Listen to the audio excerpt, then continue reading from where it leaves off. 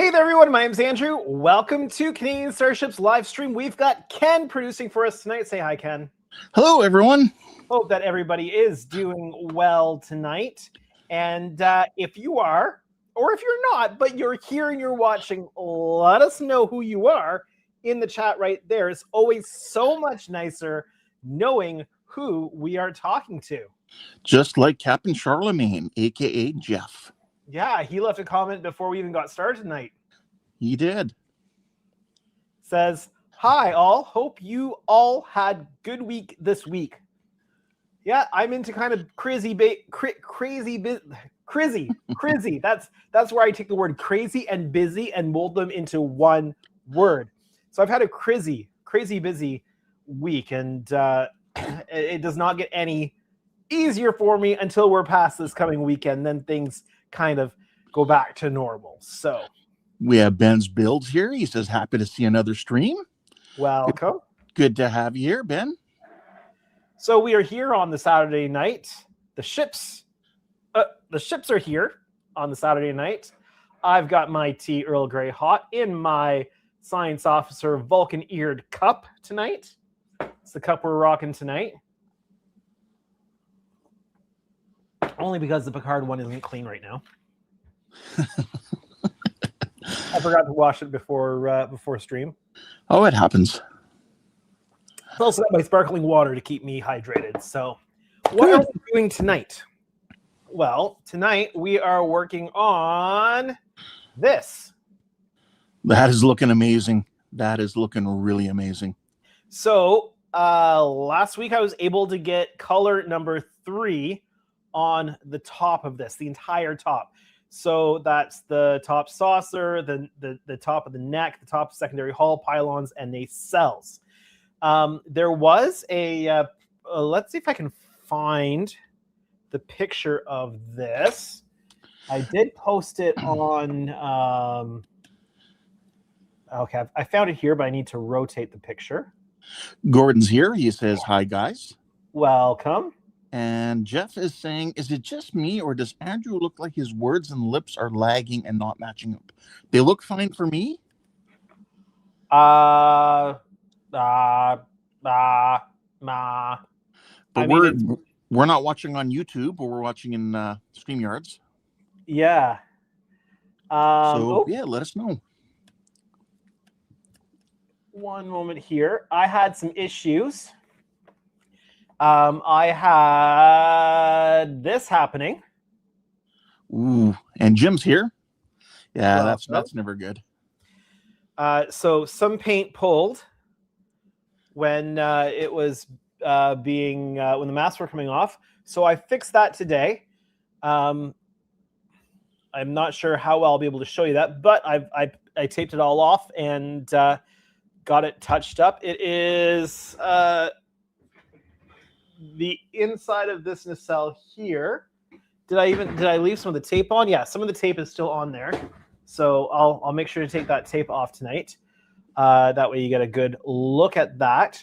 But yeah, so we have color number 3 down on the whole top side, and I'm going to do color number 4 before we flip the whole thing, and then do color number 3 and 4 on the bottom side. Just logistically makes things a little bit easier. So we're going to be working on the saucer for color number 4 tonight. We'll see how far we get. Jim is here. Welcome. It's here. People are saying hi to each other, and Jeff is saying the Enterprise is looking very nice. It really starts to come together once these extra colors get on there. So true. Yeah. All right. So I'm gonna run over to the back bench and find for myself the masks that we are going to need tonight.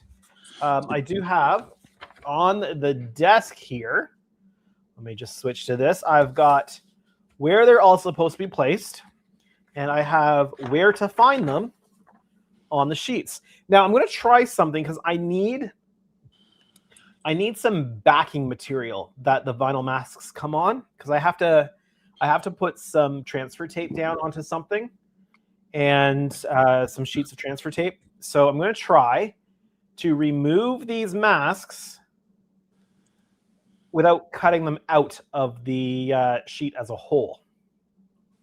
Okay. We'll see how that goes.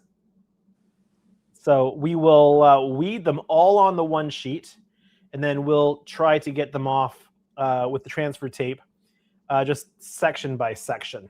Right. If it doesn't work, then if it's not going to work properly, then we'll definitely cut them up. But we're going to give it a good go. We're going to start with G1. I know it says M1, but M is the main Aztek pattern. And Wayne doesn't give you a whole set just for each color because the sheets are laid out the same. So gray is G1, and that's what we're going to be working on. So I'm going to go grab that, and we're going to start weeding these masks while they are still on the sheet. And if anybody watching tonight is working on something at their hobby bench, let us know what you're working on. Yeah, we want to know. It's always nice to know what you're working on. Yeah, because we're kind of nosy that way. Andrew's writing a book about it, and I used to be a cop, so. That's exactly what's going on.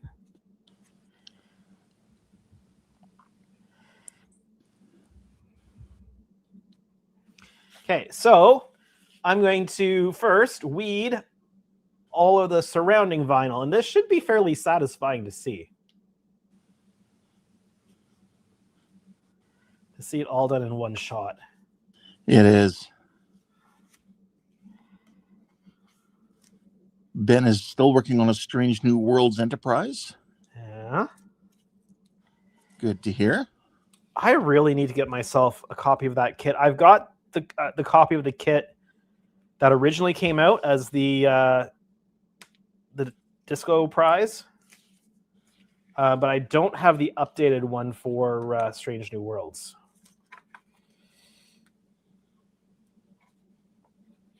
However, I did, and you might be able to see them behind me here. I did get a couple kits in the shop this week. Right on. Can you tell what they are? Not when you're that small on my screen. Because I'm running on an iPad right now. There we go. What if I go full screen? Yes, I do see. So they're out now, are they? They are out. Those ones I picked up off of the Great Hobbies website, and ordering 2 of them, it was free shipping. Nice. I'll have to order one. I never want to run out of them in the shop, and you never know how long a particular repop is going to last in stores. So, yeah, I started one years ago before I kind of knew much about Star Trek modeling and whatnot. So it's just still sitting in a box, and I'm like, I prefer to do a fresh start. So I think that's what I'm going to end up doing. Yeah. All right, so we're just going to start weeding these things out. Jeff says he's packing up. He's packing stuff up for moving, but I did finish my 1/2500 scale concept USS Ambassador, but was drawing out an overhead shot of the deck for the Invisible class styled IJAN Congo in both World War I and World War II config. Okay. IJAN being Imperial Japanese Navy. Good. Thanks for the translation, because I'm not up on all that kind of stuff. Yes. If it's not a starship, I'm probably not up on it, unless it's an aircraft. And at that, it needs to be a commercial aircraft. I'm up on commercial aircraft, but not military. I'm not up on anything military, so.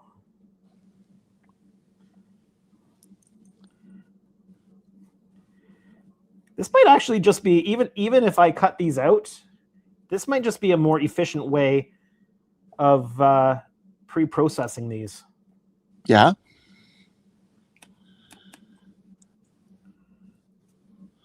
Well, that's kind of what I was doing on the Reliant. Yeah.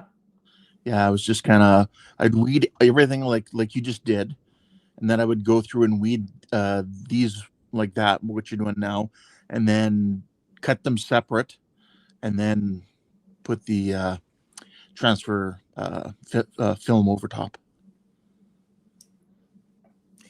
Yeah. But you've done this a few more times than I have. Yeah. Well, what I need ideally some of this backing material. So somebody contacted me the other day and were asking me about they've got the 1400 scale masking kit, but they don't have any of the transfer material. Okay. And so it seems that Wayne must have just overlooked that when he sent out that particular set of masks, and so he wasn't getting a hold of Wayne. So I said, you know what, I'll just send you out some sheets myself. That way you don't have to wait around trying to get a hold of Wayne, and you can just continue working on your project. Well, that's kind. But I just need I can't find the backing sheet that Wayne sent the transfer tape on. I had looked for it today. Yeah. And of course it's been sitting around the whole time. And the moment I go to look for it, because I want it, so basically what he did was he took a piece of A4 paper, because that's what they use over in Europe, right?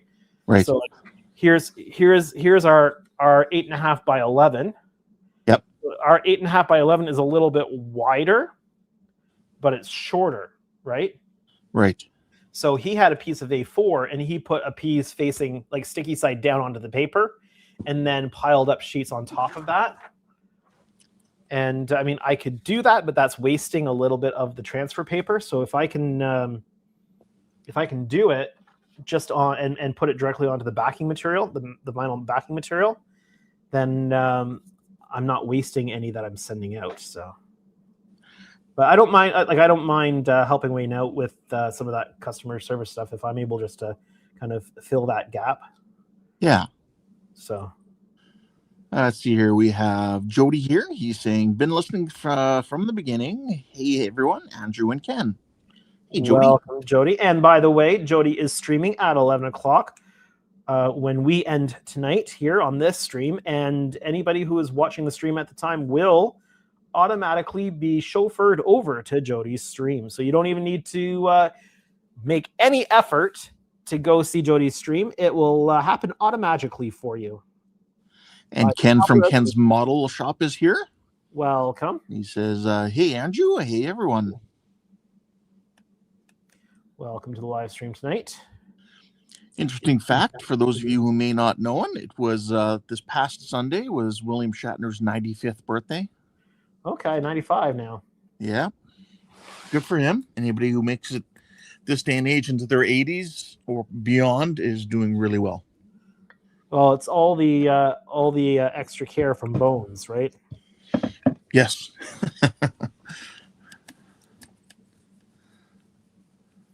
Well, I think you were gonna like as boomers start to age, I think you're gonna see some higher lifespans than what we've typically seen with the previous generation. Yeah, but it also depends on the person, the kind of life they've led. I'm just saying, like on average, I think we're going to start to see a bit of a slight increase. Yeah. Yeah. That's my feeling. Which makes you definitely puts into question the wisdom of the Americans who make their airline pilots force retirement at 65 and won't let them fly after 65. So you've got these guys that have all of this experience, right? Years and years of flight experience. And just because they hit an arbitrary age, because they always have to, all the pilots have to pass their physicals, right? So they're being monitored better than almost anybody else in the world. But because they hit the magical age of 65, they're deemed no longer fit to fly, which is kind of sad. But Let's see here. So Jeff had asked, so anyone get any new kits or other goodies in the mail recently? Well, I got. I think I showed this last week, but I did get this. This was donated to me, which is Very kind of nice. funny because I just sent one out to Jody for Secret Santa as kind of like just a bonus to his actual gift because Yep. I knew he'd like to get playing with those little ships. And yes, Jody, I don't worry, I'm going to send you those spare parts for the Romulan ship. Hopefully, I'll be sending those out tomorrow. And then I got. I mean, for anybody who wants to see what the new repop of this looks like, this is the new repop of the 1400E. I always want to have extras of these on hand. A very popular ship. Yeah. So it's got the same decal sheet as always. It's this side. It's trying to keep it out of the glare of the light. There's some more kits from round 2 in EMT. Hey, a K7. That's going to come in relevant when I read some more comments. Oh, yeah? I've got a few of the K7 kits here. Yeah, I've got one as well as the spare grain silo that in resin. Yeah. I accidentally got 2 when I wanted 1. So okay. I know I've got at least one copy in an old beat up box, and then I've got a copy of it in the tin. Okay, I've got the newest boxing. It's just a box. So the problem with this kit is that although they've made it in the translucent plastic, which is great for anybody who just wants to scrape windows, right? They've molded they've shot the clear pieces in color, and there's no clear available. So I'm probably going to have to take molds of the clear pieces and recast them, or get see if maybe Cass has some aftermarket parts for that sure are in clear and not colored. So we'll have to see, because if I can source that there, that would be great. Then I don't have to do the work. And see here, Keith is here. He says, "Hey all." Hey Keith. Jody says, "Jeff, I got a K7 station." So there we go. It comes in. That's why I was mentioning that. Who has the K7? Jody just got one. Oh, I'd like to see what he's going to do with it. I will tell you shortly. He said, and he got the Enterprise bridge. He's going to turn the station into a starship. Okay. He's going to turn the K7 station into a starship? Yes. That's what he's going to do. All right. So here, Ken says he's still working on his Klingon battle cruiser. Right on. Jeff is saying the K7 station. That sounds cool, Jody. Should be an interesting to see. So is the K7? He's probably already answered this question, but is the K7 what was arriving from a certain somebody to Jody's door? I would assume it was from Howard. That's what I'm wondering, if that was, because Howard said that there was a package being delivered to Jody, so I'm wondering if that's what it was. Yeah, it could be. And then Jody says, I was looking at that yesterday on Amazon, the E. So, Jody, check out Great Hobbies. Check out Great Hobbies website.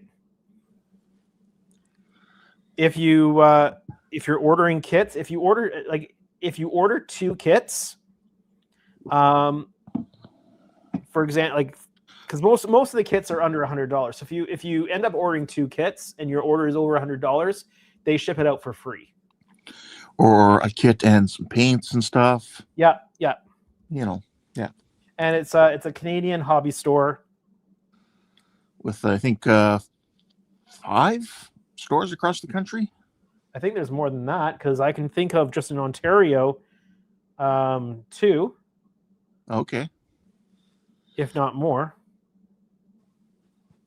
Anyway, they have several. Because there's now I will go to the Hobby Center in Ottawa.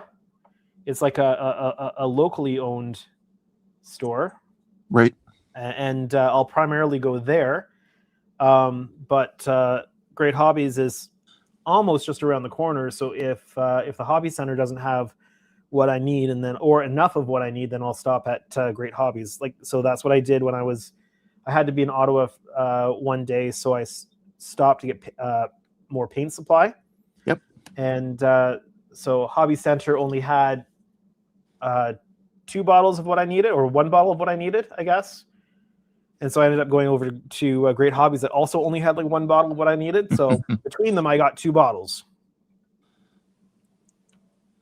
Ken says, if I have time this year, I will build a 172nd skill. I think he means runabout. Pick up the entire interior kit from Green Strawberry plus 3D printed crew. Well, that's cool. Jeff says, gotta wait until after I move before I get my own Enterprise E, but I'm happy, but I'm still happy I got 2 Enterprise D if I want to play with it. Yeah. Well, and also, and I should probably say this on my next video. But if anybody is looking to get back into the hobby and is worried about messing up, getting a kit that's currently available in stores and easy to get. So right now, for example, the 1400D or the 1400E is a great option to go with, because if something really bad happens, it's still in print, and you have to like get replacements. 1, if there's a defect in your kit, round 2 is able to get replacement parts to you because it's currently in print. But 2, if you mess it up and you've like really destroyed a piece, you can get that came off pretty well. That it did. You can get another kit and go again, and that's 1B. So change your camera angle, right? I'm just gonna move this around a little bit, make my life a little easier. See here, Jody is confirming that yes, the model did come from Dash, but he says I can't do that, my friend. $100 is above my budget. And well, Steve what you Martin do is here. So Jody, what you do is you save up your budget. There we go. You save up your budget for when you when you've got enough to get two kits of what you want in your budget, then you do it, right? Certainly not. I'm not saying like just frivolously order away, right? But when you're ready to order, then you can go there and you can order your 2 kits or whatever, or your kit and your supplies. And you're ordering from a Canadian company and you're saving the shipping. Because I think now I'm curious. You got me curious. And I have to check. Jody says it was $54 on Amazon, free shipping, but I won't be getting it. Actually, that might be worth it if it's... let me see. You've got me curious now. Amazon.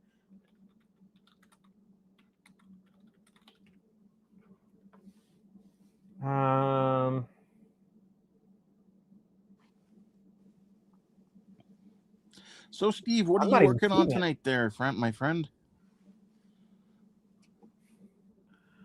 I'm not even seeing it on Amazon right now.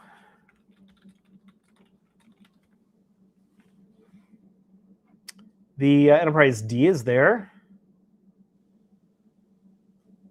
Strange New Worlds Enterprise, Klingon Bird of Prey. Yeah, I'm not even seeing it right now. K7's there.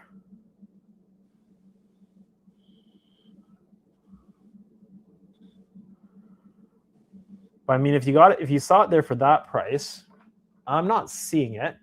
But Great Hobbies. How much did I pay at Great Hobbies? Let's check. Plastic and diecast. Plastic space vehicles. AMT.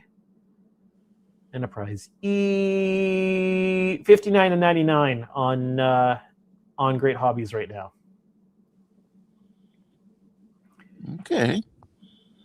They're temporarily out of stock because I just bought 2 of them from them. And how much did he say they were on Amazon? I think you said 59. So at that point, 6 of one, half dozen the other if you've got Prime, right? Yeah. Oh, $54. There we go. That's even $54 on Amazon. All right. He said it was probably the old one. Okay. Could be. If you get the old one, then you're getting the clear parts instead of the colored parts, which to me is a bonus.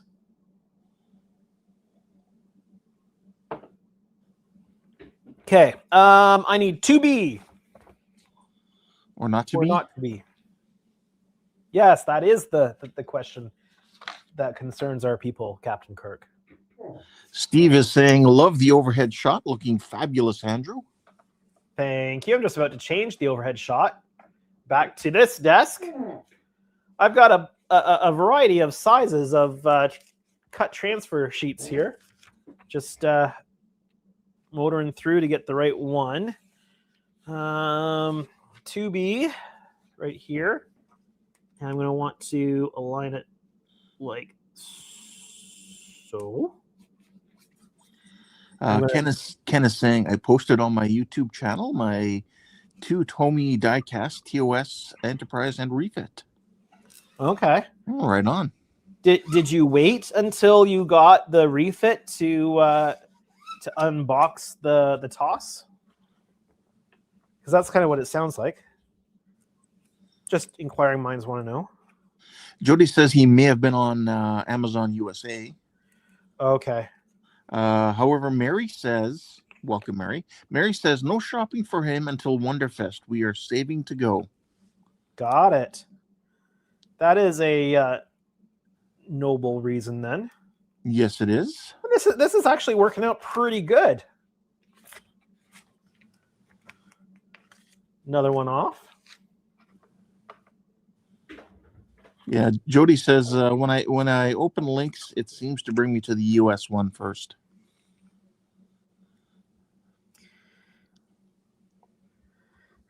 So when I search, because periodically, not because I need something, but I'm just curious what's available. Periodically, I will just search eBay and Facebook Marketplace and stuff just to see if there's any like incredible deals that people are just like getting rid of model kits that I can't pass up. But when I go to eBay, I always filter my search for Canada. Russ is here. He says, evening all. Welcome. All right. 3B or not 3B, which is not on this sheet. What sheet is 3B on? 3B is on the next sheet. So we're going to weed the next sheet out. Why not?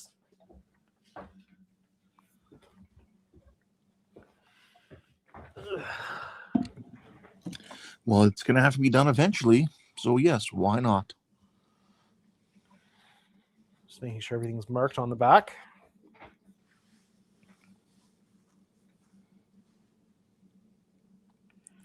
And since this is working out so well, I'm going to try it with this one too. Oh, right on. Definitely saved me time weeding the vinyl around the masks, like on the outside of them. Yes. Just have to get them started.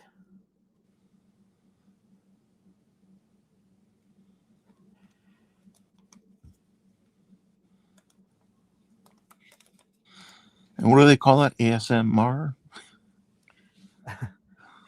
Visual and audio ASMR. I don't know what that stands for, but I think that's what it's called. Yeah, I've heard what it stands for before, and I can't remember now. Audio stimulation. Yeah, I can't remember. It's one of those things like, what does it stand for? And you find out the one time, and then you forget within like an hour. I don't think I ever knew. Yeah, if I wanted to know, I'd just use the Google machine and find out. that's exactly what I did, but then it's been a while, so I don't even remember. Probably been about a year since I checked. There we go, and just like that, all the surrounding vinyl is gone. Steve Martin says, to be or not to be, General Chang. Or Shakespeare. One of them, that was their final words.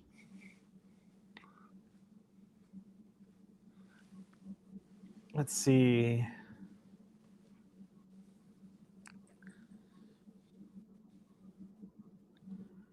It's not saying what it stands for.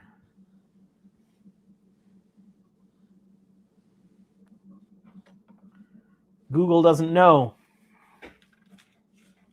Apparently. Oh. All right. Let's get this weeded. And no, this is not a gardening stream.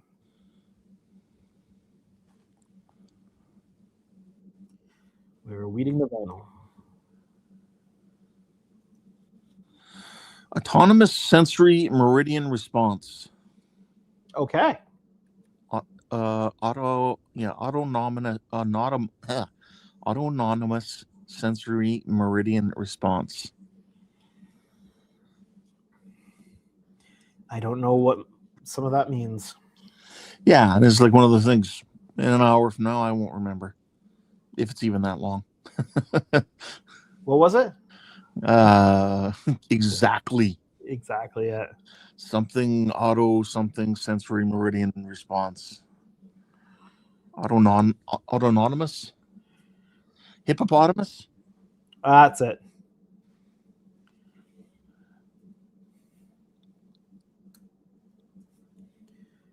Hopefully your house hippos haven't been getting into too much trouble. No, they've been cleaning up their crumbs from peanut butter on toast. And so they're being well fed.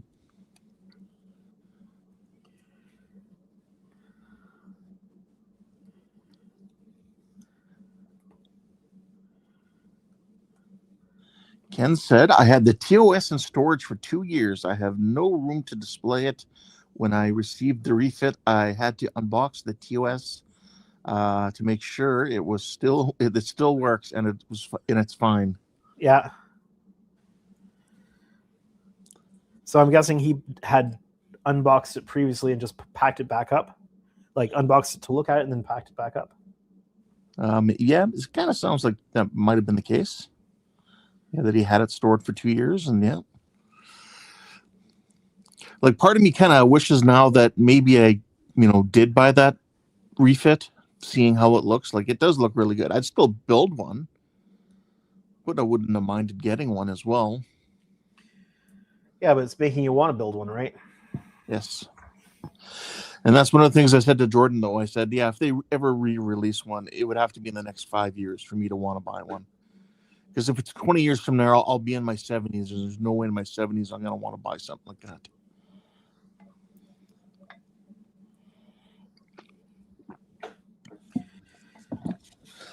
Yeah, Ken says, correct. It's back in storage. And he says, yes, the refit looks awesome. I was just watching something the other day, it was today, or earlier today, on the differences between the the refit Enterprise and the Enterprise A. And you see the last shot at the end of Star Trek 6 of the Enterprise A heading off, and the only Raytheon lights working are the two on the saucer facing forward. Well, it's interesting. Everybody forgets that the Enterprise A was not a new ship when they got it. No. It was a Constitution that had been refit and then renamed as the Enterprise. They gave them an old ship. Didn't have the new ship smell to it. Sure had a lot of problems after the refit, though. Yeah, it sure did.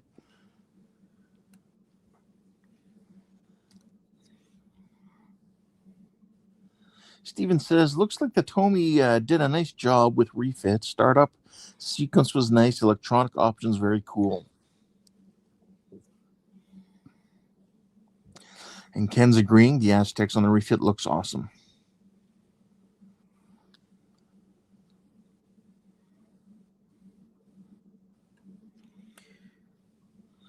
Now, that's the thing I've learned from doing the Reliant is I don't think I'll ever want to use the wire wrapping wire again.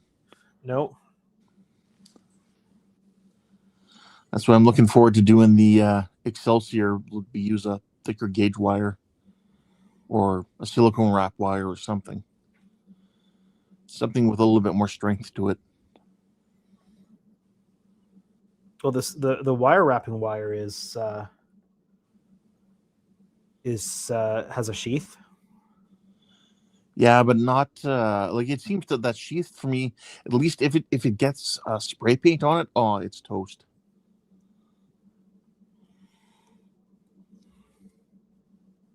I mean, using the wire wrapping wire is really a lifesaver in the smaller ships. Oh, for sure it is. Like it was kind of a necessity though for the Reliant because like trying to run all the wires up the pylon. Yeah. Well, even in these running wires up the pylon, it's wire wrapping wire. Yeah.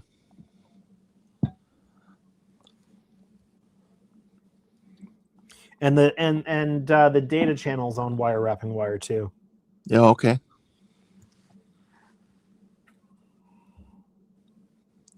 Well, if I can limit how much I use, that would be good. Yeah, I might use less on the next project, but yeah, well, I'll definitely use less. It's definitely a toolbox. Yeah, it's gonna be one of those things where it's use only if you have to. If you can use a different type of wire, use it. If not, then yeah, I would use the wire wrapping wire. And just like the government in a media conference dealing with an issue, that we'll use every tool in our toolbox.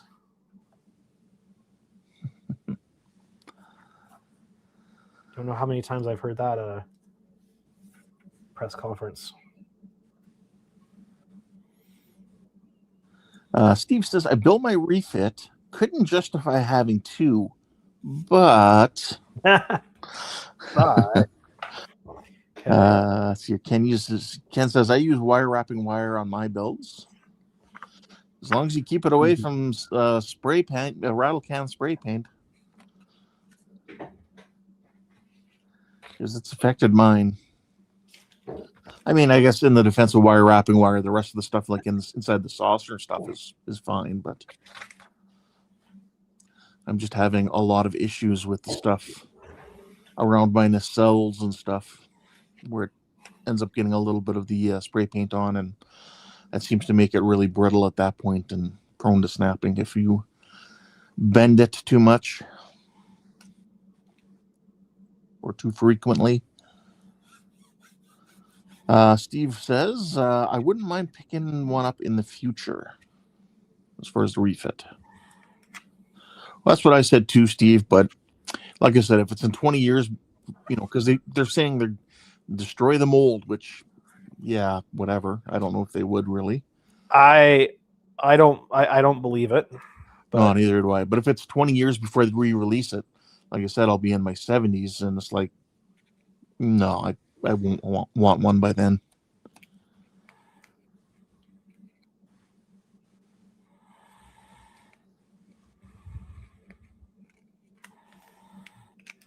Okay. Steve said, I heard Tommy may do another refit offer once the warranty period expires. So he says, I'm in no hurry. Okay. Well, they didn't do a very good job of advertising it for this first time through.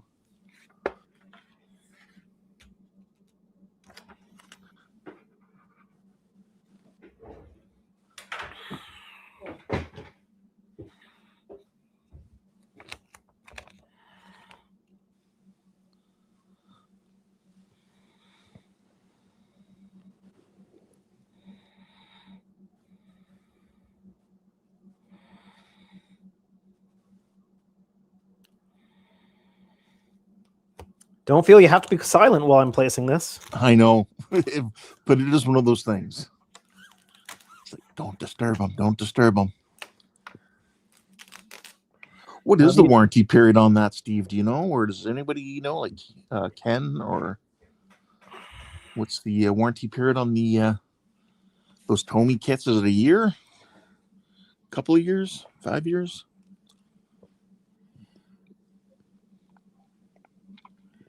And then you'll get Tommy calling. We'd like to talk to you about your extended warranty.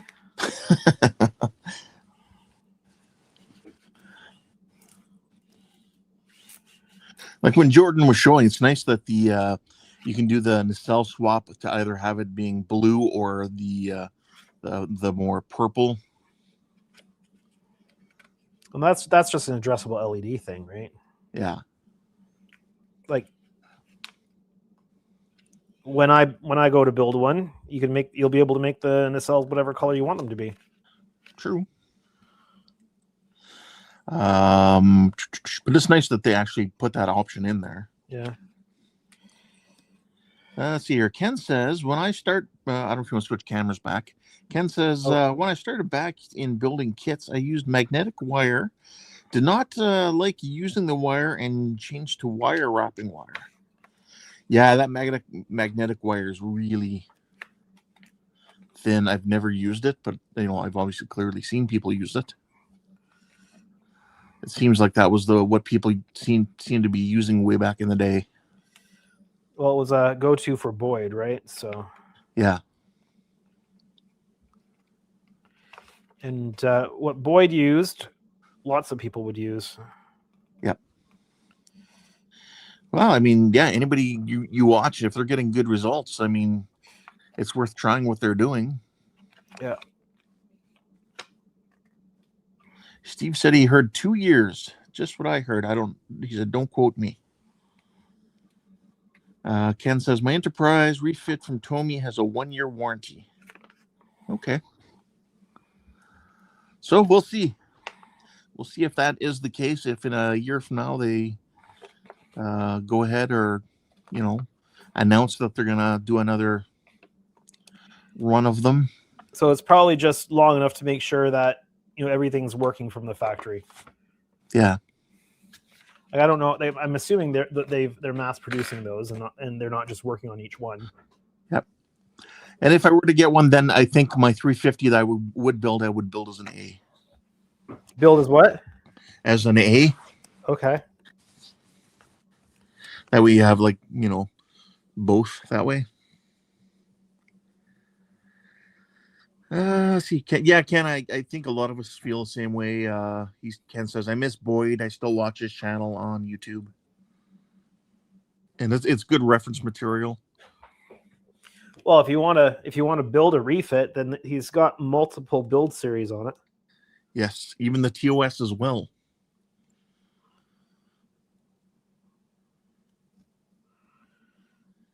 Like I have some takeaway knowledge on what he did with his TOS. I got one build he did where he used the actual lighting kit from round 2 with the loud nacelles. He basically put like a sound dampening piece of, I think, just Velcro or something in the one nacelle, or maybe it was foam or something, just a little bit back from the nacelles, spinners, just that way the whole nacelle didn't act like a big microphone amplifying the sound. Mm-hmm. And then I think he actually ended up replacing those spinner motors with some aftermarket ones that actually had metal gears in them instead of plastic ones.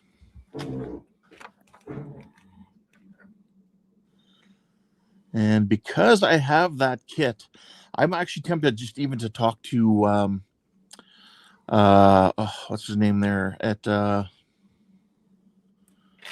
lighting guy. Andy? Is it Andy? Scale Electronics? Well, yeah, he might be someone. Somebody about doing a replacement for the nacelle that can just be plug and played into the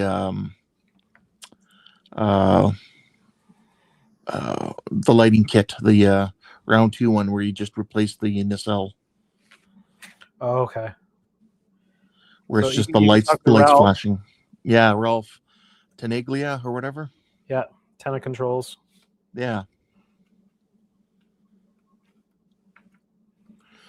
Yeah, maybe talk to him. I know, because I know he actually does a kit, a whole lighting kit that has just the lights are actually done with lights that spin, like flash in a spinning sequence. Yeah. And I think that'd be a good way to go if you can just get that part from him. Yeah, if you already have the lighting kit. A lot of people do it that way just because of the sheer difficulty of one, dealing with motors. Yeah. 2, getting them quiet enough.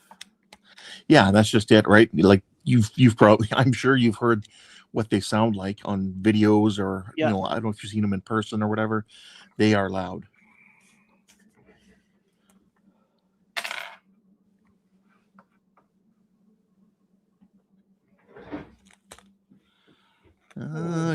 Here, Ken said, I spoke to a representative at Tomy. She told me 1-year warranty on the refit. Okay.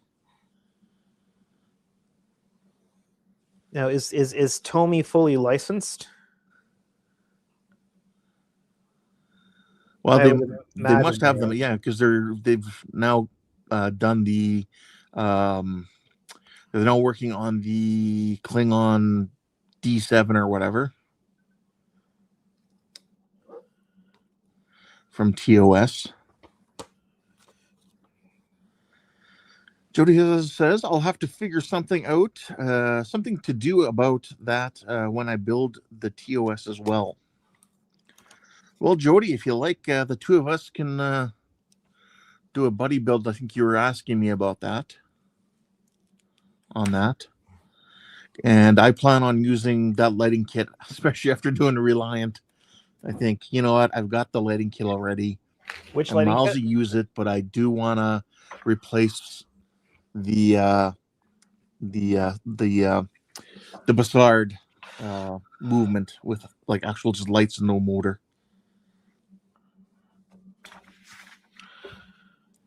Okay, so we've gone around to 5B.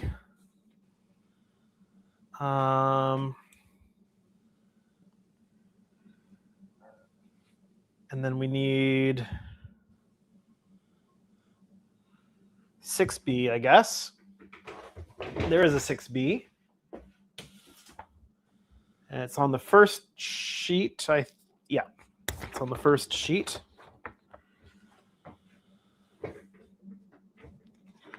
Steve says, yeah, same here.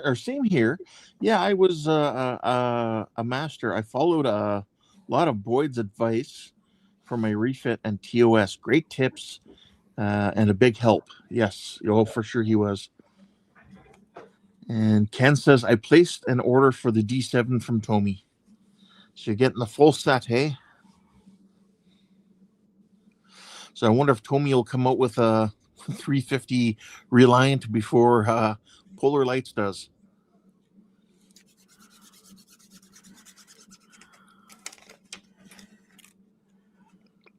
Oh. There we go. Thank you. Yeah, Jody, I know we had spoken about it, so if you're still up for that. in the future here. We can check because I know when I got you that TOS, I know I also got you a lighting set for it, and I could ask him, like say Ralph, if he'd be willing to sell a couple of just the lights that are able to be just plugged in with the lighting kit.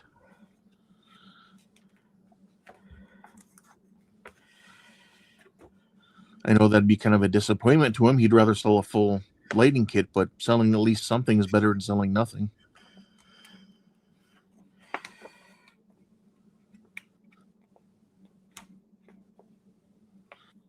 Because you kind of hate to just throw out the lighting kit that you bought. They are a lot of money.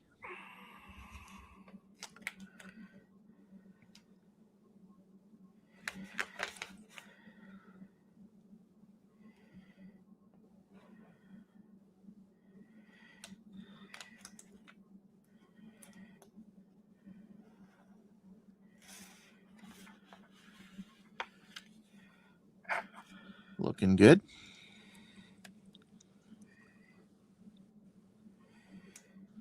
One piece kind of sat up a little bit here, but if you just like coax it, it'll settle back down where it belongs because it's anchored in with everything else. Right.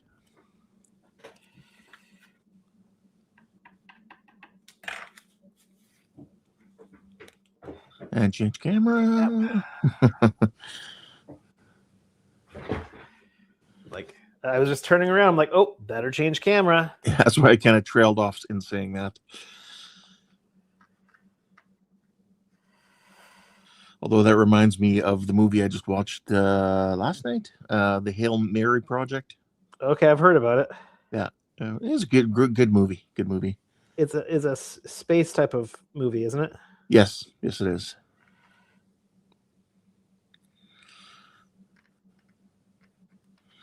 So there's this whole "I can still hear you" thing going on. So in the movie, so yeah, if you watch the movie, you'll know what I'm talking about when you see that scene. I understand it's a book or a book series or something. I think it was a book, yes.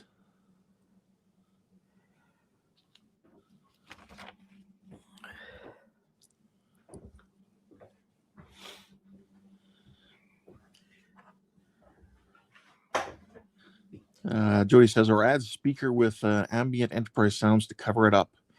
No, I don't think you can cover that up, Jody. It is loud, those motors. I think it was, what did Boyd do the one time? I think you know what? I think it was he used foam or something behind it to dampen the sound, and then plus I think he put, maybe it was just the fuzzy side of Velcro on the motor, so to dampen vibration, something like that. But I thought he was also a different motor, which he tells you on his build which one it is. That he had bought like off Amazon or whatever, where it's got the metal gears, which are quieter.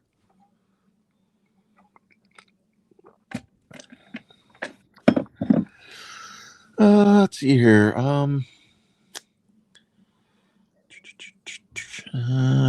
Keith says, "Okay, I can now. I can pay attention." Must have been payday.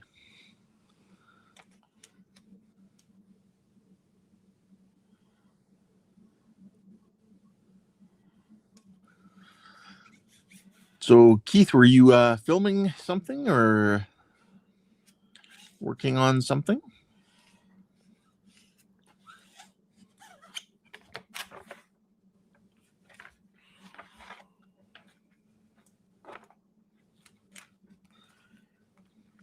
Yeah, you know what? Now that I'm thinking about it more and more, I think Tommy's gotta want to release another re-release of the TOS 350 because there's been some serious interest in it since people have been putting out all these videos on it and how it looks. Yeah, well, that's what happened with the Helios D kit, right? Yeah, all the interest after somebody put out unboxing video. Yeah, exactly. They ended up needing to do another run.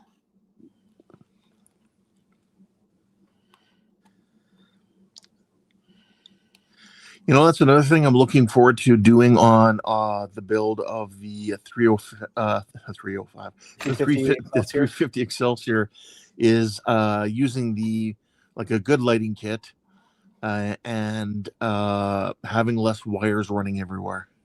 Yeah. You're going to use Andy's lighting system? Yes, I certainly will.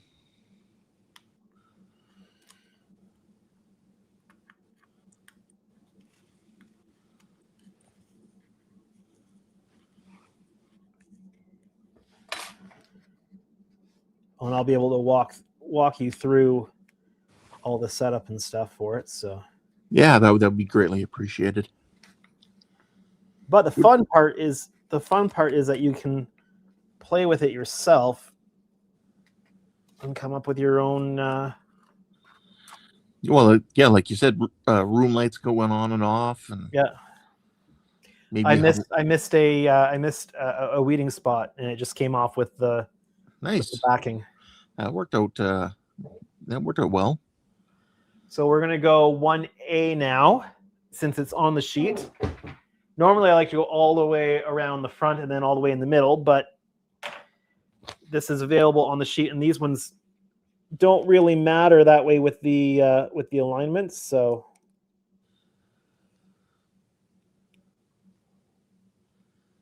Jody said, if you stuff the nacelles with batting or something, it'll reduce the vibration. Yep. Yeah, people have done that. Yep. The more you can reduce it, the better. Yeah, like when Boyd replaced the motors with the other ones off Amazon, and he put just like the half of Velcro that has the fuzzy side, not the lock, the loop side. I think it's the loops. There's the fuzzy side. So he put just a one single once around with that. I think he had to sand down a little bit of the inside of the nacelle to do it, but I'd have to go back and watch the video. But it severely deadened the sound. It was noticeable, but not like the other one is. Mm-hmm. Keith says, I was busy trying to get the thumbnail created for the new build for the live stream. Yeah, cool. All right, well, it is 10 o'clock. We've blown past our normal commercial break, so I'm just going to run that now. So stand by for a commercial break.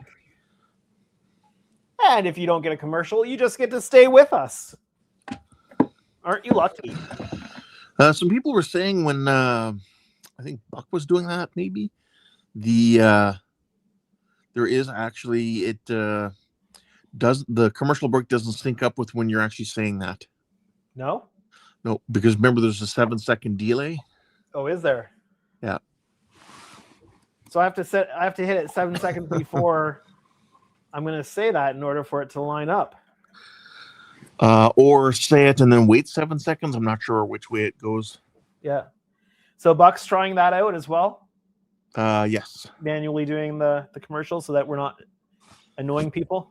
Yeah, when I do the trivia on his stream, after each section of trivia of 5 questions, he'll run a set of commercials.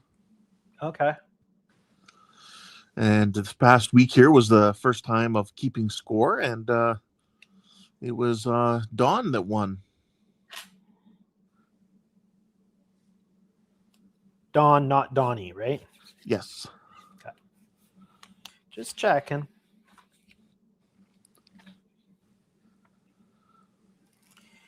Yeah, I have had absolutely no time to try to get onto some of the streams this week.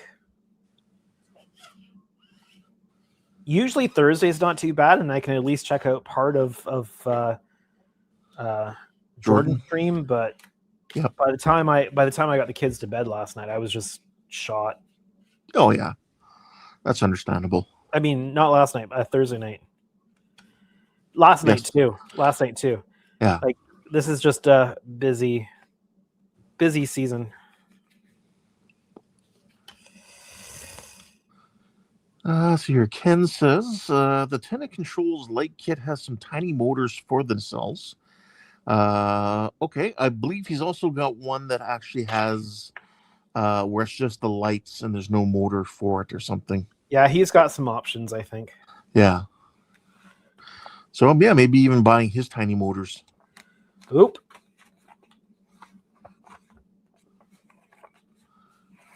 Pulling something you shouldn't be. Yeah, pulling the next.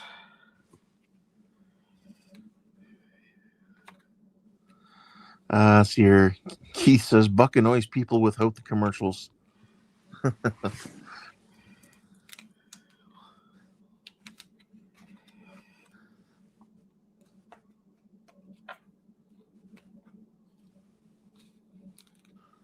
Well, I do enjoy doing the trivia side of things.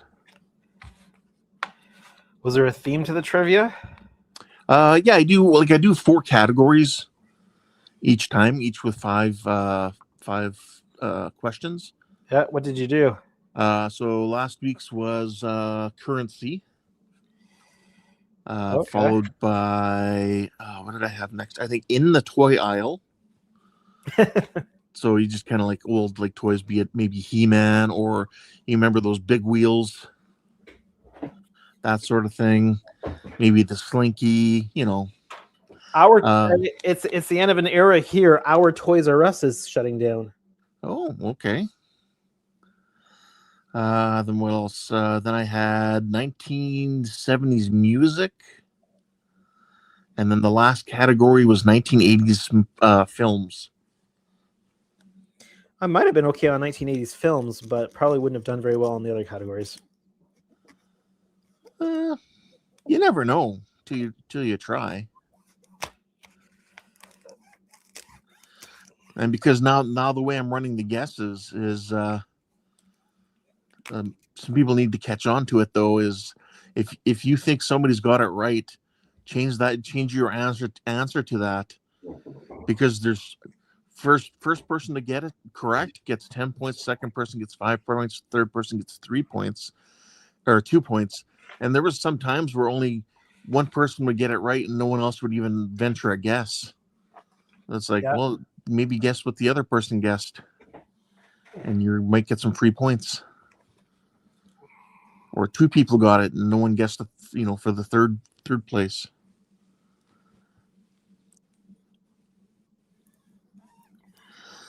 Ben says his Strange New Worlds lighting kit has the spinning lights as he moved away from motors relatively recently. Okay.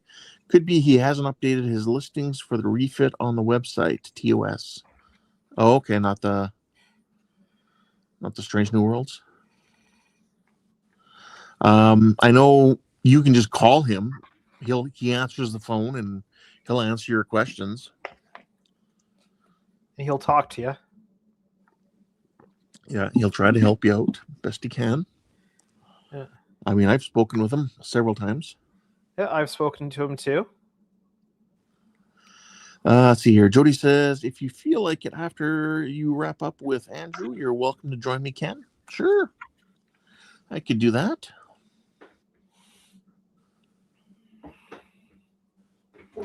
Well, having somebody handle the chat and just having somebody to talk to during the stream, like in person, talk to is like rather than just talking to the chat.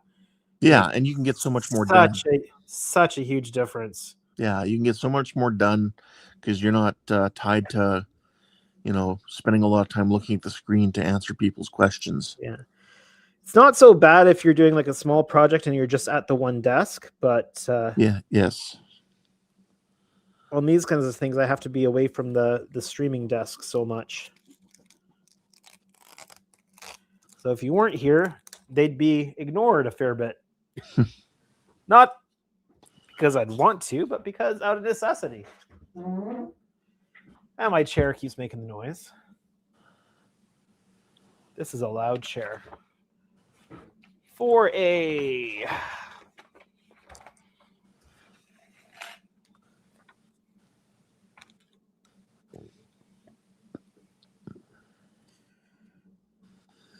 Yeah, sometimes I do. Like I've saved all my trivia for the past year. You can reuse it. Nobody will know. Um, No one's gonna know. You'd be surprised. No one's gonna know. Yeah, They're but gonna I know. also do that too, so I can avoid asking the same questions for as long as possible. I could probably do some of that on your stream, for example, because your audience is completely different from, well, not completely, but somewhat different than what Bucks is, right? So, like, Yeah, I'm people not building a wooden starship. yes, but like people like Ken or even Keith or Ben or some people like that wouldn't have watched Buck's stream and have heard the trivia before. But I've done Star Trek trivia, science fiction, movies, music, culture, history, tons of other topics.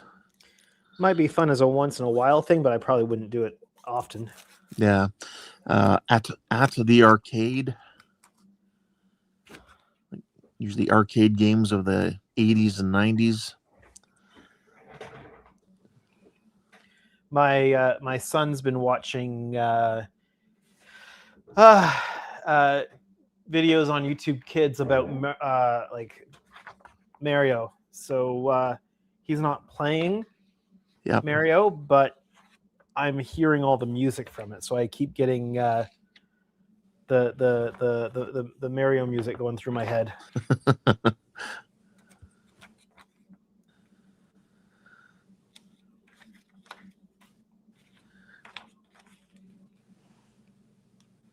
Like, have you watched a fair amount of other types of science fiction movies in the past? Depends. I mean, I'm not a big fan of like the grungy dystopia, right?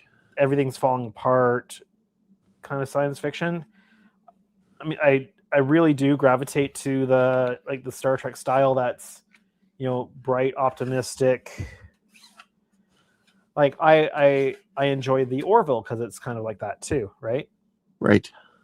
I mean, the Orville's an interesting beast because I think they initially intended it to be more a comedy kind of a deal, but they realized they actually had something that was good if they treated it a bit more seriously, and I think they had a really good show, and I think they pivoted the right way on that, away from the like stupid comedy to more of a serious science fiction show that could deal with actual like real science fiction stories and stuff. So, well, here's one for you. Here's a sci-fi question I had in one of my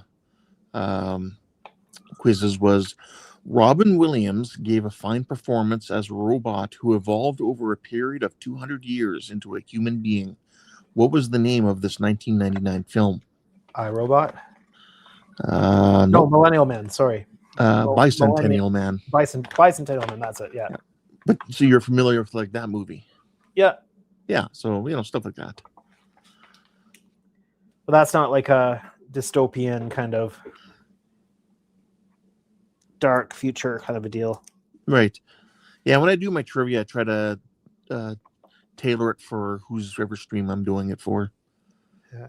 I mean, there can like I watched Continuum, and Continuum has like a dark dystopian future thing, but the majority of it takes place in current day at that time. Right. It was really interesting, just the premise of the show and everything. So it all depends on the show. Same as what was it, Travelers, where they come from a dystopian future, but they end up coming back in time and taking entering the bodies of people that are dying. Yep. So they prevent the death, but then the person from the consciousness from the future overrides them. Ken says Doctor Who is science fiction he must like.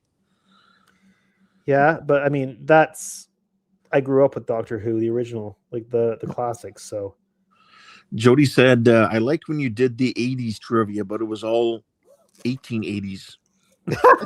That's what, okay, this this next category is 80s trivia, or 80s history, or something like that, I said. And then it all ended up being 1880s. For real? Yeah. Oh. I wasn't lying. It was all 80s.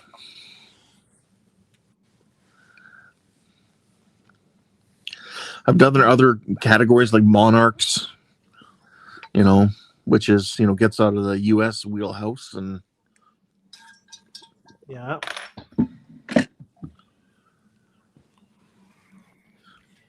We have a distant connection to William and Harry. Cool. On my dad's mother's side. Yeah.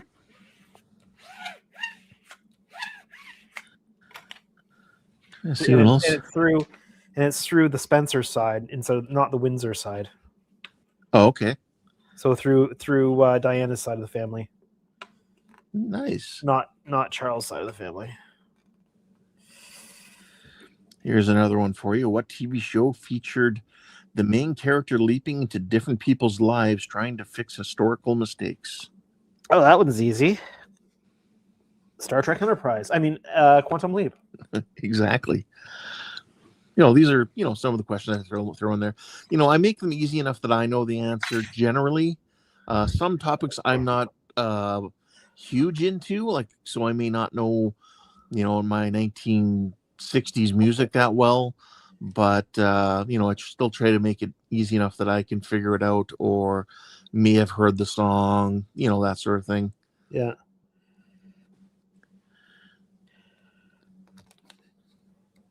Did you ever watch Sliders? I sure did. Did you ever watch My Secret Identity? I was just about to ask. Did you ever watch? My Secret Identity was on CJOH TV Saturday nights after The Next Generation there for a while. Yeah.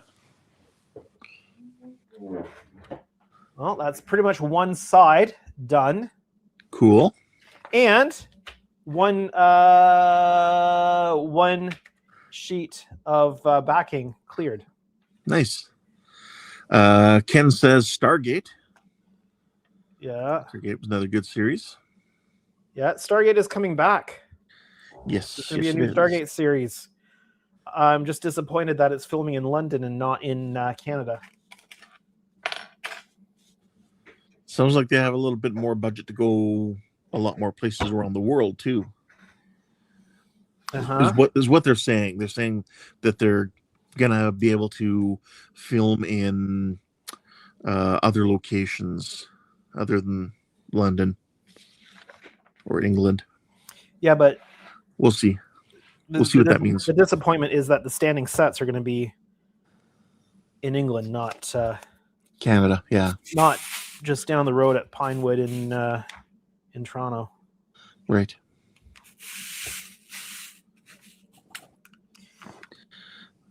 The SG-1 base will be somewhere else. Yeah, they're not filming on location at Cheyenne Mountain, are they? They never truly did. It was just stock footage.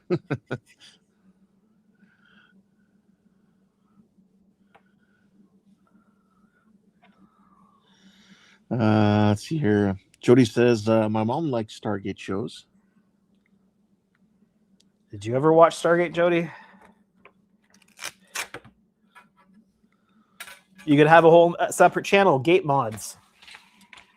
There you go. Let's see here. And then, of course, Ken says Babylon 5.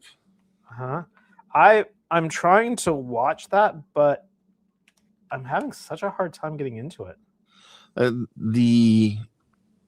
I find watching clips and stuff from old episodes, I find the CG is very distracting. Yeah, well, the CG was one of the reasons why I didn't really pay much attention to it when it was on in the first place. Yeah, I mean, at this time it was good, but I mean, clearly what we have is can be better. Not always is, but can be better. Let's see here. Jody asked, did anybody ever see Lex? Yeah, I've seen a few episodes of Lex. What other ones? Okay, Jody said, I never watched Stargate. No. What was the other one? With Kevin Sorbo.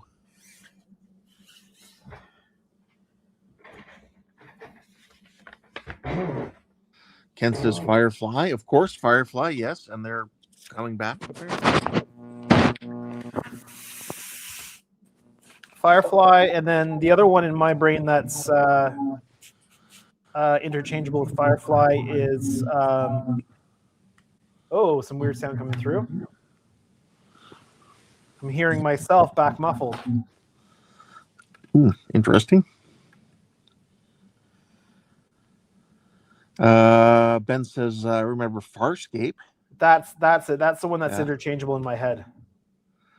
He says it was like a fever dream when I first watched it. That's the one with Ben Browder in it, right? Yes. Yeah. Who then came over to Stargate. Along with Claudia Black. Yes.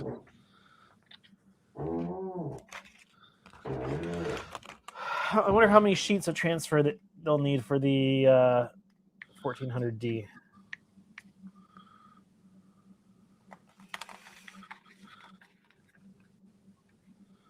What was that one with Kevin's Andromeda? Yeah. Andromeda. I remember watching that one too. That was enjoyable for its time. Yeah, some of those sci-fi shows just didn't have the same quality. Yeah. As Star Trek did. No, that's for sure. Ken's agreeing Lex was good.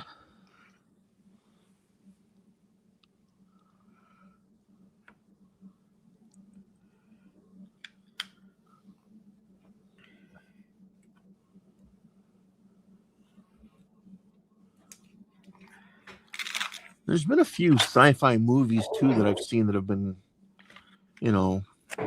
lower budget but really good. Mm-hmm.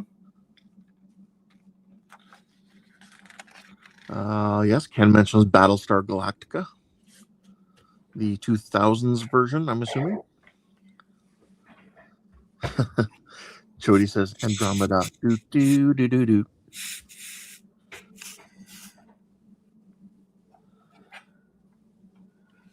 Sorry, I don't have the sounds. Well, that's okay. I also stay away from the sounds for copyright. You do have this one.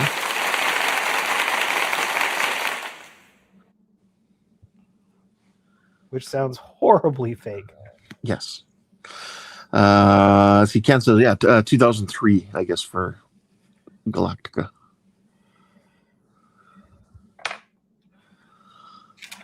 Then they had that spin-off one, which I think I only saw one episode, and I just didn't get into it, so I never went back. I've never actually watched Battlestar Galactica. It was good. I enjoyed it.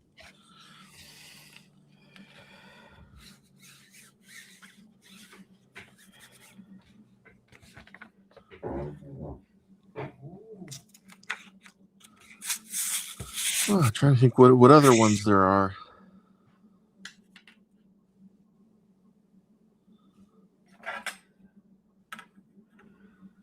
I would definitely, though, recommend watching the Hail Mary Project if you get a chance. To anybody watching, I enjoyed it, so hopefully you might as well. There's been a few people who have recommended it, so. Sorry, that wasn't directed directly at you, and you, Andrew. I just meant for everybody watching tonight. Yeah. So your Ben says The Expanse was amazing, and Jody agrees with that. I've heard of it, but I haven't actually watched it. I mean, I don't have much time to watch stuff these days. Right. Although I can tell you everything that's happened on Peppa Pig. How come? How can you do that? Do you watch Peppa Pig? Or at least listen to it? I've been exposed to so much Peppa Pig in the last, I don't know, 7 years or so. Keith's taking off. He says, night all. You have a good night, Keith. Have a good one. All right, so I've got a set of transfer tape I can send out to that guy. Nice. So he can continue on with his project.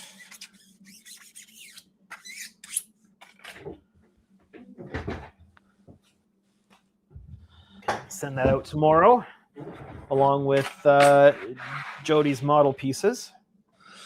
And Jody says, we remember Peppa Pig. Bum, ba-da-dum, bum. Ba-da-da-da-dum, bum. All right, where did I leave off on this? I'm going to do the other side now. Need to do the 9B piece next. Where is 9B or not 9B? So that's going to be on M3. So, sorry, G3. Everybody following along so far? What I'm going to do is I'm going to do the same thing. I'm going to peel it all, but then I think I'm going to cut out the pieces. So I'm going to peel. I'm going to weed, and then I'm going to I'll cut them out this time. Yeah, since I don't need the backing anymore. Right.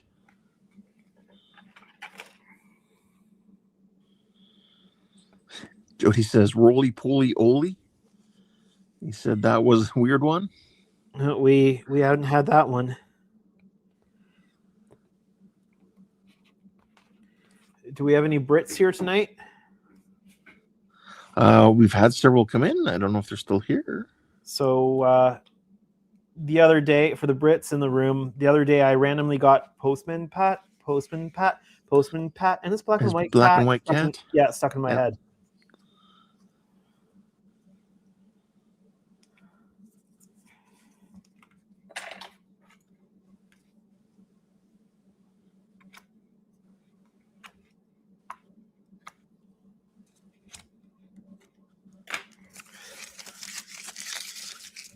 Yeah, I've never had kids, but I had nieces, and back then it was I think Barney was a big one. Yeah, I'm glad Barney's not a thing anymore. I don't know if I could handle Barney playing over and over and over again.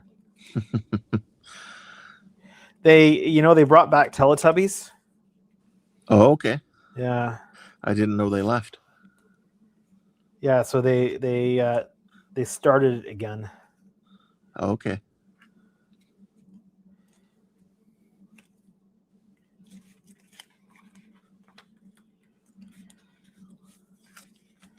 So I remember Teletubbies was on when I was in high school. I didn't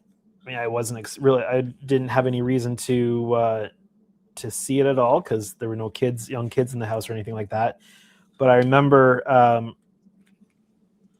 there was some class was using the music room because it wasn't being used that period for music, and the teacher was showing the class Teletubbies and then asking, why would certain things be enjoyable for kids, kind of a deal. I don't know what class it was, but I was walking through and I looked at it and like, this is the stupidest thing I've ever seen. Jody said there was this other one weird show in the jungle, and all the animals had wheels, and they cruised around on these Ewok village style roads.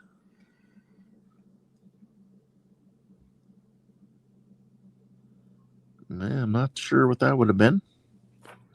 Maybe someone else might be able to help with that one. Again, I've never had children, so And it's not like I spend a lot of time with my nieces, watching television with them.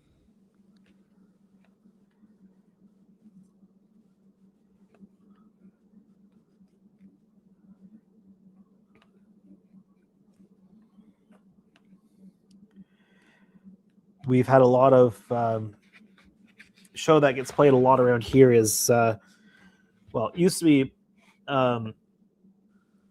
Paw Patrol. Okay, yeah. My daughter always really liked Paw Patrol. My son, who's at that age now, likes the spin-off they did called Rubble and Crew.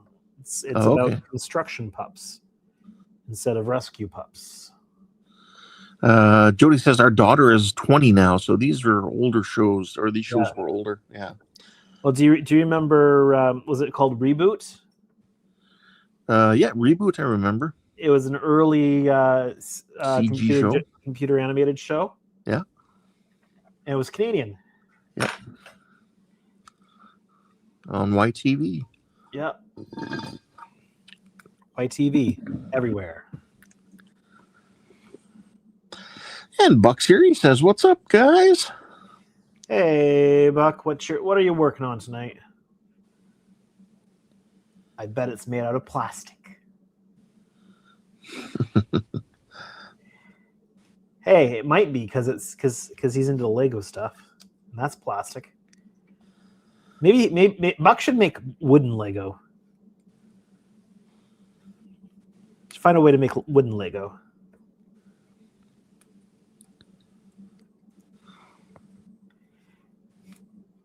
Could be a $1 million idea. Wooden Lego. Wooden Lego. Not to be confused with a wooden leg. Let's see here. So, in what Disney movie does the song "A Spoonful of Sugar" appear? Oh, that's easy. My daughter really got into Mary Poppins there for a little bit. So,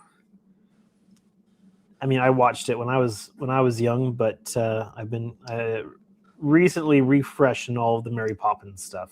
Yeah. See, these are a lot of the types of questions I throw in there. I mean, ones I'm not reading on here right now are like the 70s, 80s music type stuff. Let's see here. Dennis is here. He says, "I hear that Reboot is being remastered." Oh, yeah? Cool. Ken says, "I watched Reboot. Great animated series." Reboot came out a year or two before the first Toy Story movie. Buck says, "Not working on anything yet. Uploading videos from earlier this week." Okay. Jody agrees. Reboot was cool. Buck was answering the question. Mary Poppins. Yeah, Ken's just giving me examples of the types of questions he asks. We're not actually doing a trivia thing tonight. Buck says, "Then I might work on my on the Victoria section in a bit," which is the HMS Victoria ship. Her Majesty's ship, or His Majesty's ship. Victoria. That would go really good with the HMS Bouchard Gardens.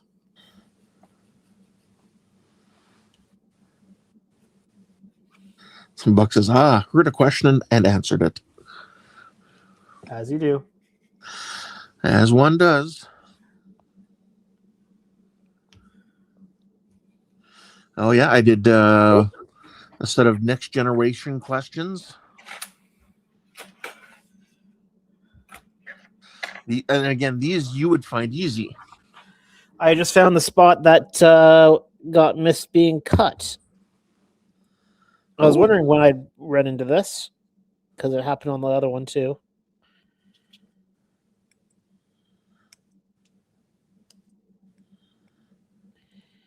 Which tells me it's part of the file and not just a mistake on the one set. Jody says, "HMSS, His Majesty's secret ship." Well, there is HMCS, His Majesty's Cement Ship. I mean, Canadian ship.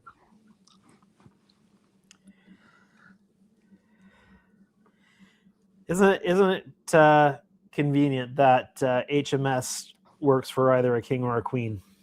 Yes. Oh, and there's the other. There's a whole set of lines on this one that are missing that I've got to cut. And I'm waiting to see which like military or police organizations are going to be changing their logos. Some of them already have, because the King's Crown and the Queen's Crown on those logos, they're different. They're different crowns. Yeah. Well, I've been getting coins through with Chuck on them instead of Lizzie. Yeah.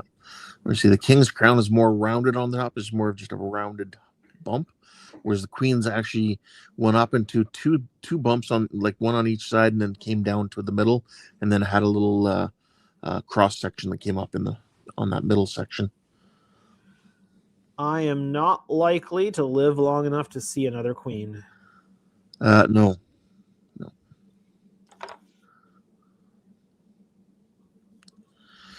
Not unless something tragic happens and they have to start going through family lineages.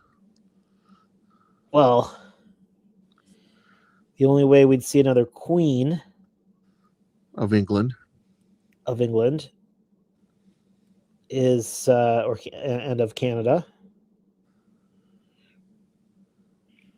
would be if first something happened to Charles.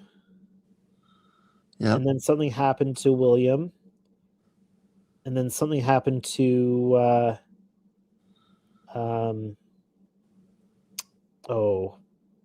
William's oldest son. Right. I'm blanking on his name right now. Yeah, I can't remember. Because then it would go to Charlotte.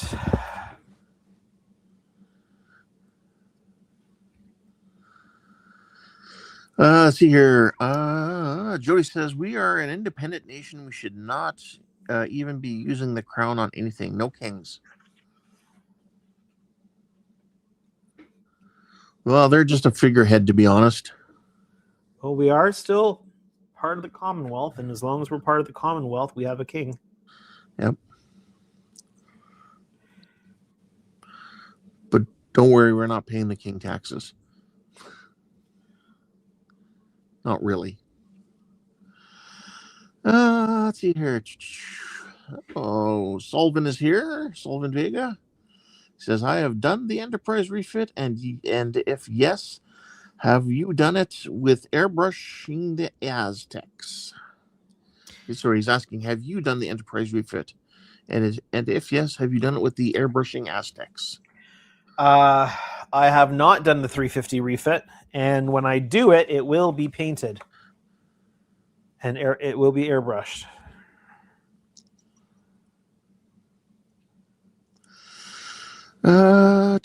Yeah, so Captain Charlemagne says, had to step out for a little bit. What did I miss? And then he says, George. George? Of the jungle? Unless George. That was the son? George, yeah, George is his son's name. Yeah. Got it. Yeah. So something would have to happen to Charles, something would have to happen to William, and something would have to happen to George, and then it would go to Charlotte. Right.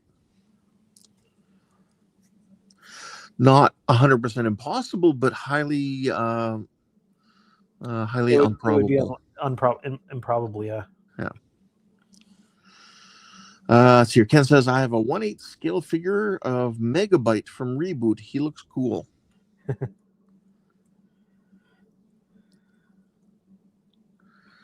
How do you know what's 1/8 scale? I mean, technically, he lived on a computer, so that 1/8 scale would be very, very small. About as reliable, probably, as the scale. I guess 1/8 scale of a human, I guess. Probably about as reliable as scaling on the AMT vertebrae. Yeah. So I need 9B. Thanks, Jody. I thought it was a good point too.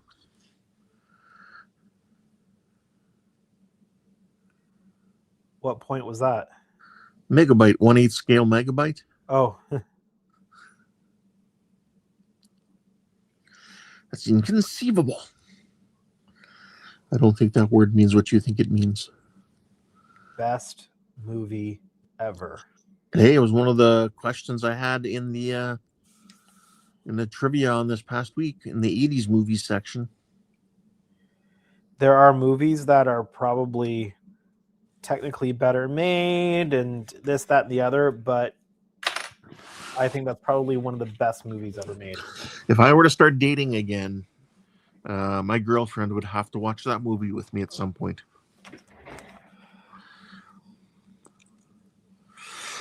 Anybody want a peanut?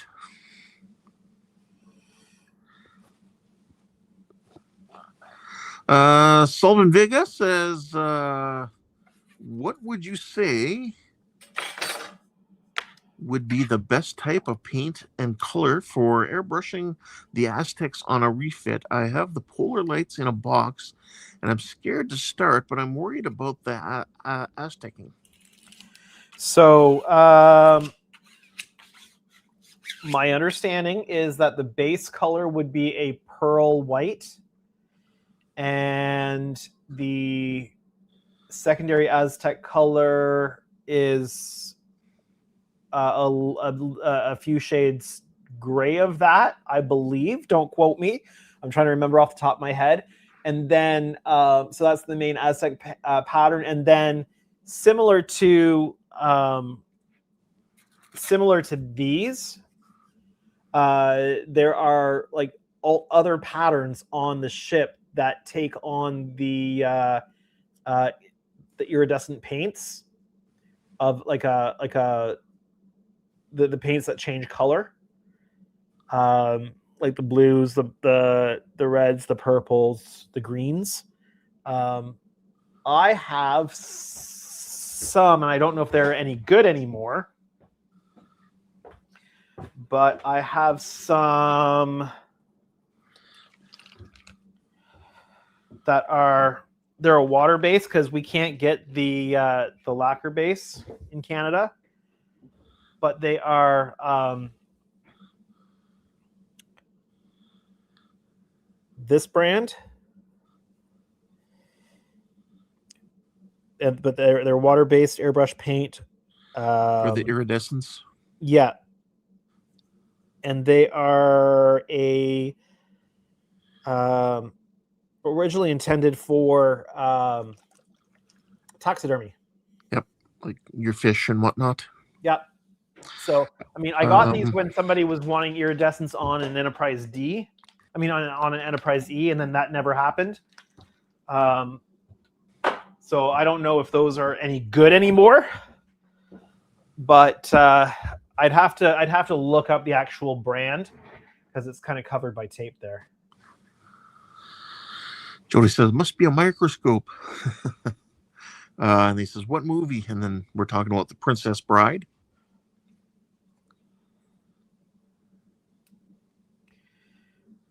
Inconceivable. I don't think that word means what you think it means. The only problem is now when if I watch that, I can't see him as anything other than the Grand Negus. Jeff says, Ken, you'd probably make her watch it on the first movie date. Well, I would certainly probably throw that one out there if it was my choice of a movie. If she said, yeah, let's watch a movie, you can pick whatever movie, and that would probably be the one. Have fun storming the castle. Yeah. No, what he said was to blave, which we all know means to bet. You know, I have pulled at a wedding ceremony in the rehearsal. Yep. At the rehearsal, I have pulled the whole marriage. Marriage is what brings us here today.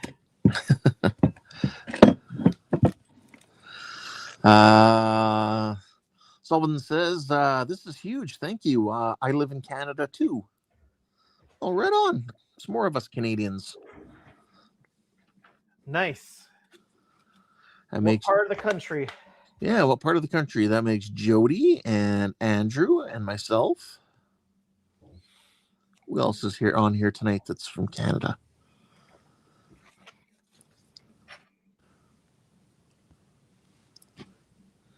Yeah, what province are you from, if you're willing to say? Because I can't remember. Somebody was on from Whitby or Oshawa. I can't remember who that was. Yeah, he says Nova Scotia. Ah. I myself are from Manitoba. And Jody and Andrew are people from Ontario. Yep. I am in our nation's original capital. The first capital of Canada. Not the current capital, but the first capital. Quite often, I drive past Sir John A. Macdonald's burial site. And Jody said Sludgeberry. He says, awesome, guys.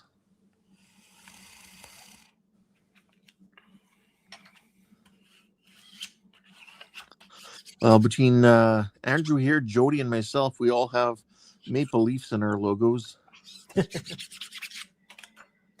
Yeah, I kind of lean fairly heavily on the whole Canada thing when I set up my channel. Yep. It's right in the name. Yes.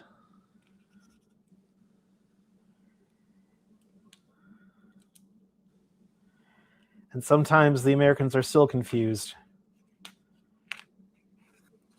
about what state I'm in. Yep. Canada, what state is that in?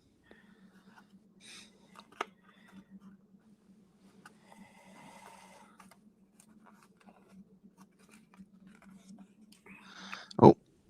Reminds me of a Tyler Bucket video I just watched recently. Which one? I watch his too. What was it? Things that Americans have said to Canadians. Yeah. And somebody saying, yeah, but what state? Yep.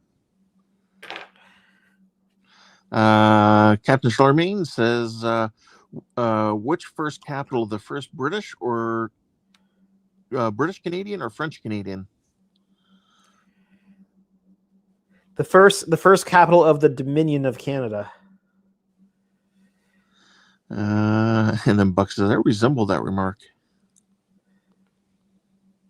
Buck being American.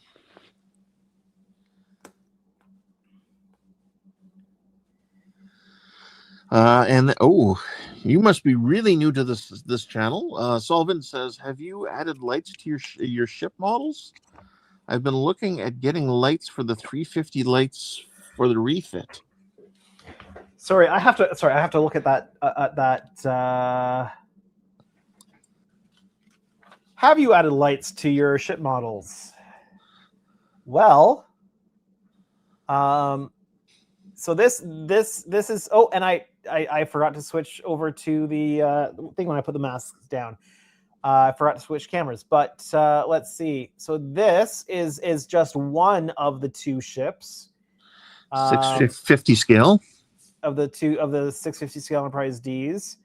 Where am I here? I want this one. You can see the two of them here. So this is the one that we're masking right now. This is the other one that's further down the painting process. But I will show you a quick video of this one lighted.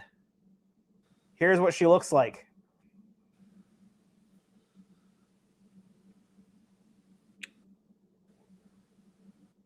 And so it's all addressable LEDs, and it's being controlled with the inner light control system from Scale Electronics.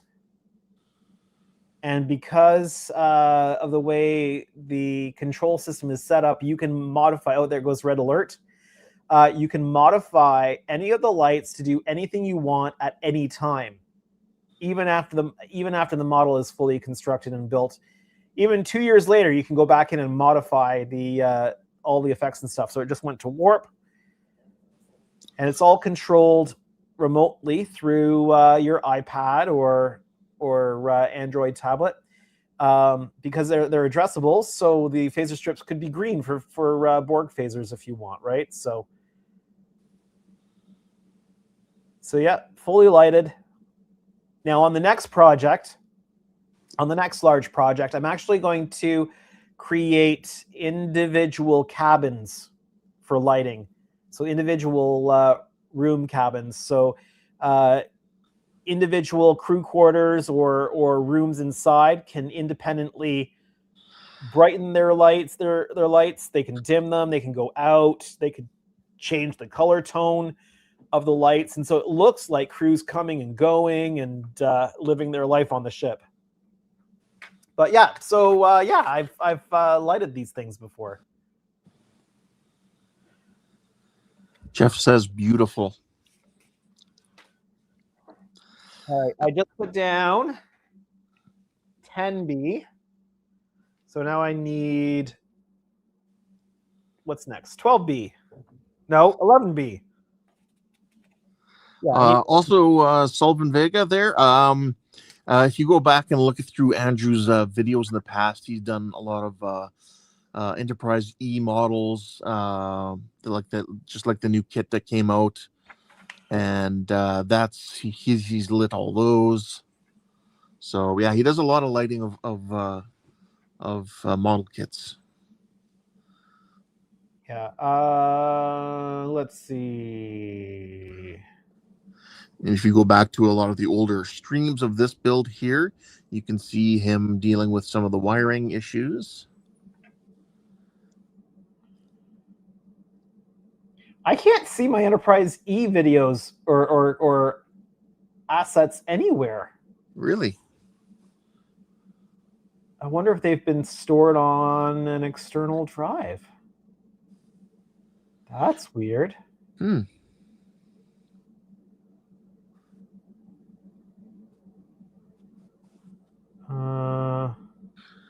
But we are at 10 minutes to. Okay, good to know. He says, wow, that's awesome. So weird. I don't know where my... I was just going to pop up a picture of the Enterprise E, but I don't know where that stuff is right now. Weird. Unless I've got one in here.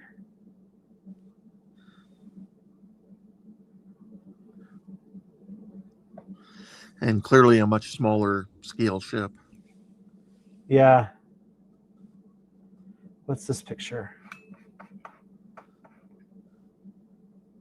I mean, this isn't great, but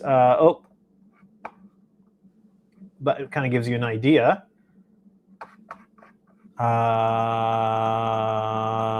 There we go.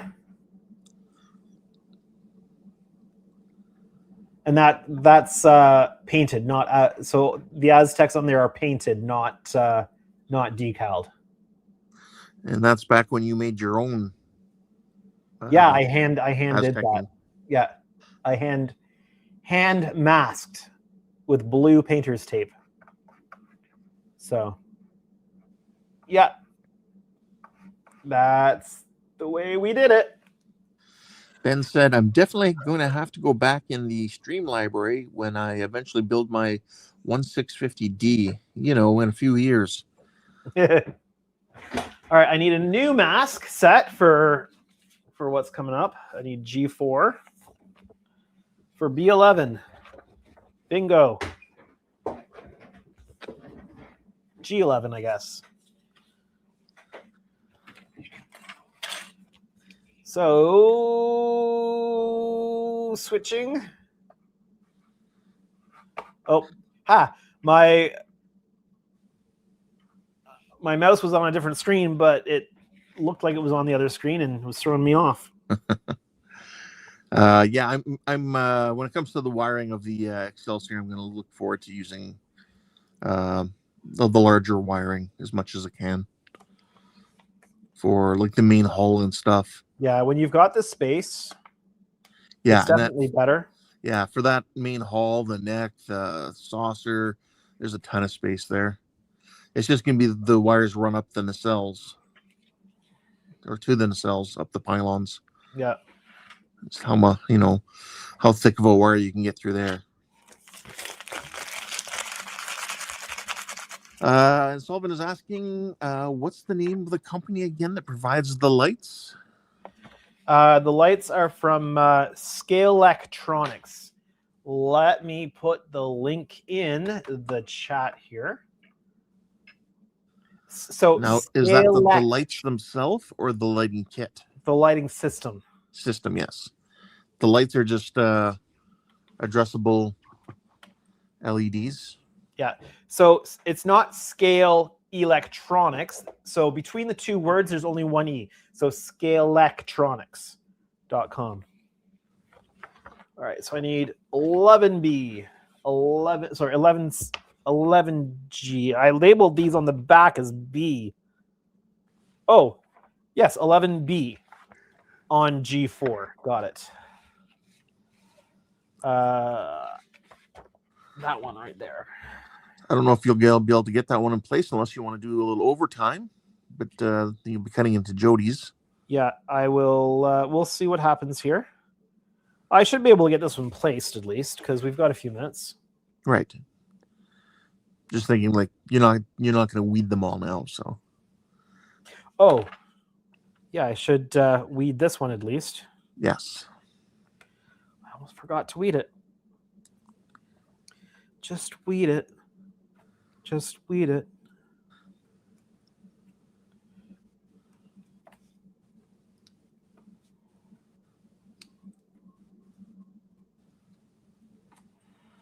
He says, thank you.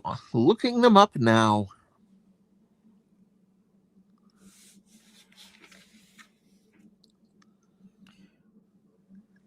So the way I describe the way the lighting system works, imagine a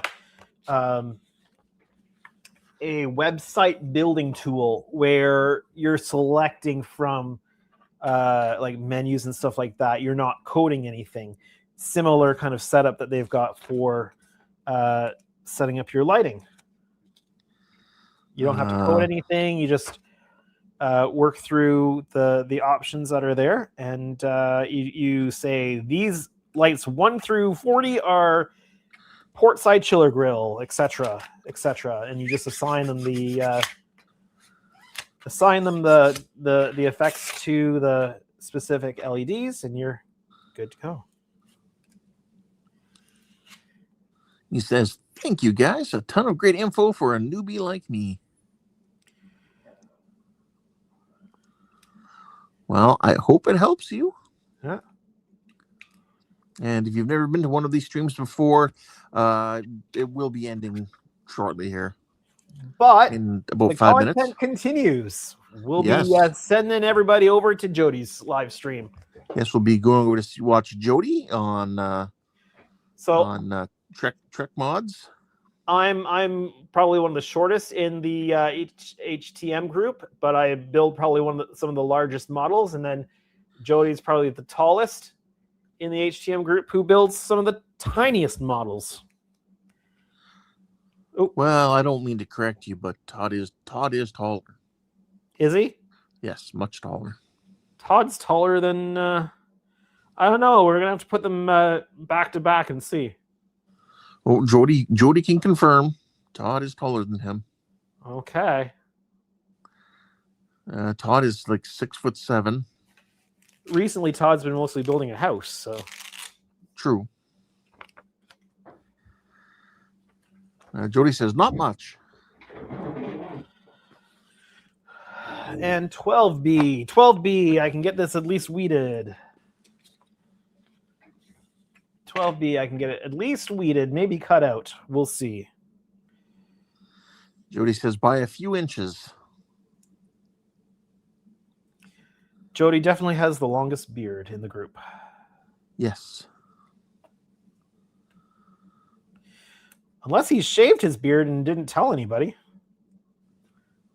Crazy if he just like walked into Wonderfest with no beard. Nobody would recognize him. And a crew cut.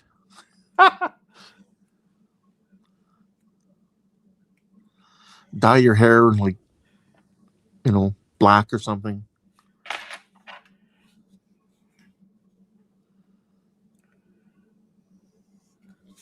Oh, this is like, I like cutting this better without the extra vinyl on it.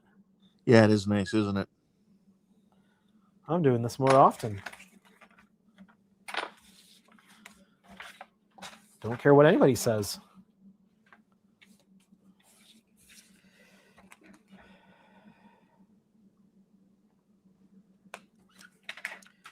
Jody says, I took 4 inches off the beard the other day. What was that? Jody took 4 inches off his beard the other day. Oh, no. Yeah. And you've got about a minute and 45 seconds remaining. So I bet it's still the longest beard in the group, though. Well, more than likely.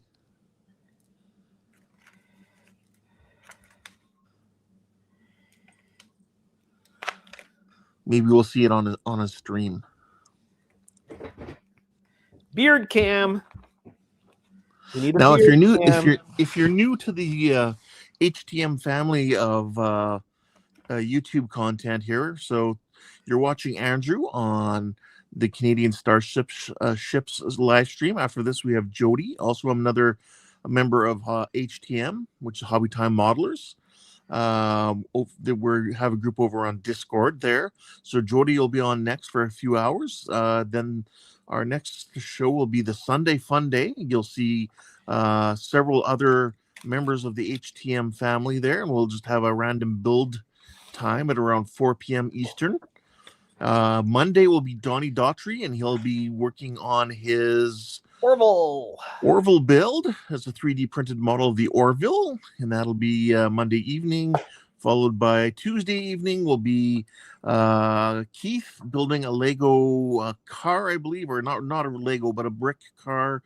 And then after him on Tuesday as well will be Buck, Buckman's Model Mania. He'll be doing the not Lego Death Star build, followed by Wednesday, which will be the Woody Wednesday, which is several people from the HTM family working on wooden model kits.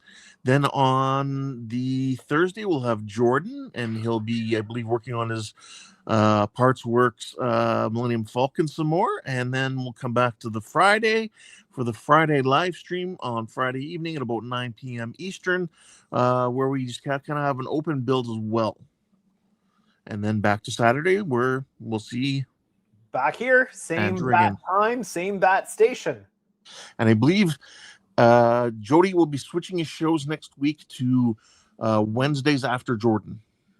Or sorry, Thursdays after Jordan. Okay, so he won't be following me then. That's the plan so far. All right. Well, I hope that you've enjoyed this live stream where we've been putting masks down on the saucer here.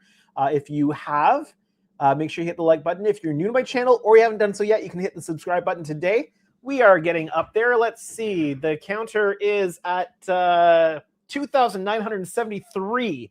I know that we had one more before live stream, so we're getting really close to 3,000, which would be pretty awesome. But for now, my name is Andrew. Your producer tonight has been Ken. Have a great night, everyone.